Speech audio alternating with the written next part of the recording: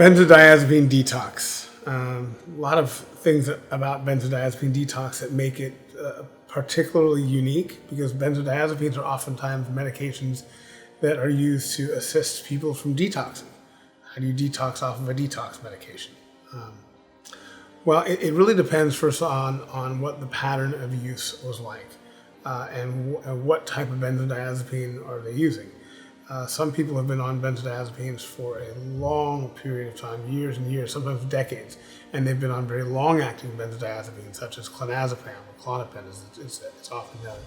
So depending on what benzodiazepine somebody is detoxing off of, there's a variety of different benzodiazepines, and the reason I bring attention to that is because they act a little bit differently. They have longer mechanisms or durations of action. And they have stronger affinities to the receptors. So the longer acting ones are primarily Klonopin or clonazepam, and that's a medication that oftentimes people that have a chronic, long-standing general anxiety disorder are placed on for a long period of time, and they can't get off that medication. They come to us for detoxification of that medication. The other more shorter acting medications, such as alprazolam or Xanax, lorazepam or Ativan, or diazepam or Valium, we detox them a little bit differently than off of the long-acting benzodiazepine. Long-acting benzodiazepine requires a slow taper off of that medication before use is actually discontinued. So that taper can last several weeks. While the shorter-acting benzodiazepines can be, we can abruptly discontinue while starting another medication to prevent the symptoms, both physiologic and psychological symptoms, from abrupt discontinuation. The medications that are typically used are another class of sedatives, which are known as barbiturates.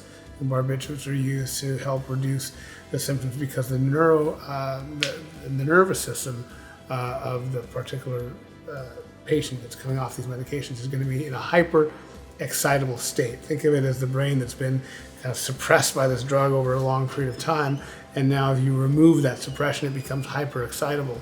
And that can lead to very, very, very dangerous events, such as seizures, and seizures can often lead to strokes, which are obviously something that has to be absolutely